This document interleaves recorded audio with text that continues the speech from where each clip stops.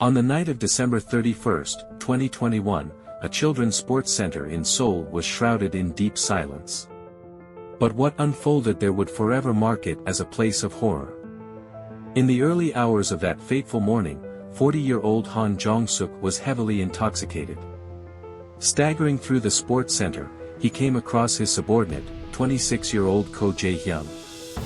As the alcohol fueled his emotions, he made an irreversible decision. Consumed by rage, Han mercilessly assaulted Ko, striking him multiple times. Ko collapsed, his pained groans escaping into the empty space, but the violence did not cease.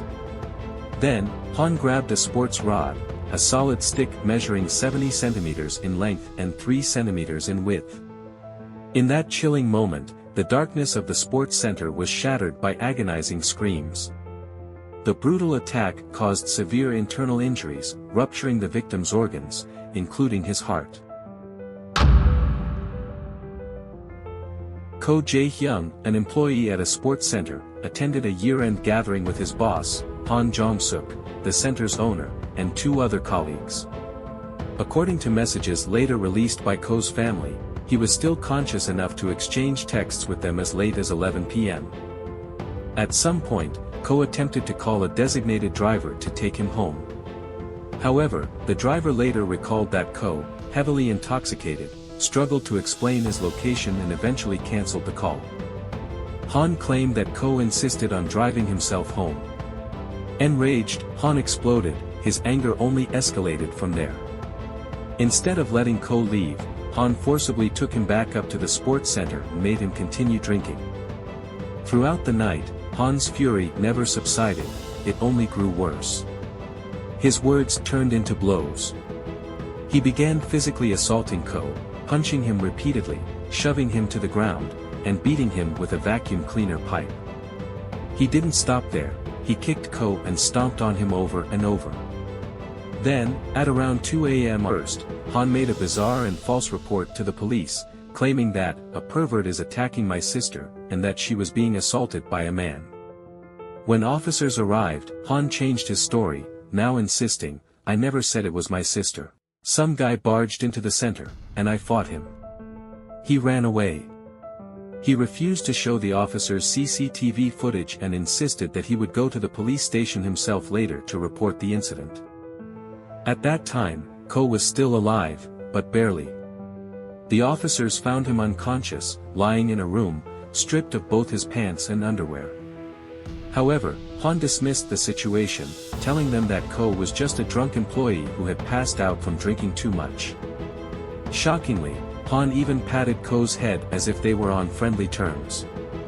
Believing Ko was simply asleep, the police confirmed he still had a pulse, covered his body with a padded jacket, and left the scene.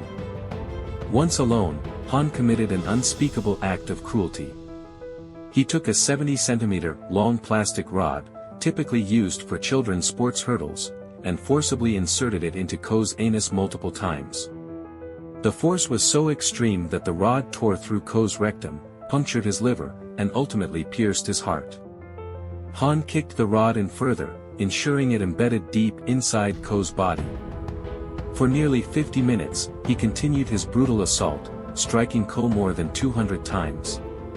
7 hours later, at around 9 a.m., Han finally called the police again, reporting that Ko is unconscious and not breathing. When authorities arrived, they immediately arrested Han as the prime suspect. Initially, they charged him with manslaughter due to assault, but after forensic results revealed Ko had died from severe internal organ damage, police concluded the act was intentional and upgraded the charge to murder before requesting an arrest warrant. On June 16, 2022, the court sentenced Han to 25 years in prison in the first trial. The judges stated, "The nature and method of the crime are extremely grotesque and brutal, and, considering the complete lack of basic human respect and decency toward the victim, the defendant's guilt is so severe that leniency cannot be granted." However, the court took into account that Han admitted to committing the crime and that it was not premeditated murder. During the trial, Han argued that, at the time of the crime, he was taking a smoking cessation medication known to cause aggression when combined with alcohol. He had consumed 2.5 to 3 bottles of soju, more than 3 times his usual drinking capacity, which led him to mistake Ko for a complete stranger and a pervert, rendering him incapable of rational thinking. However, the court rejected Han's claims of diminished responsibility. On April 13, 2023, the Supreme Court upheld the 25-year prison sentence.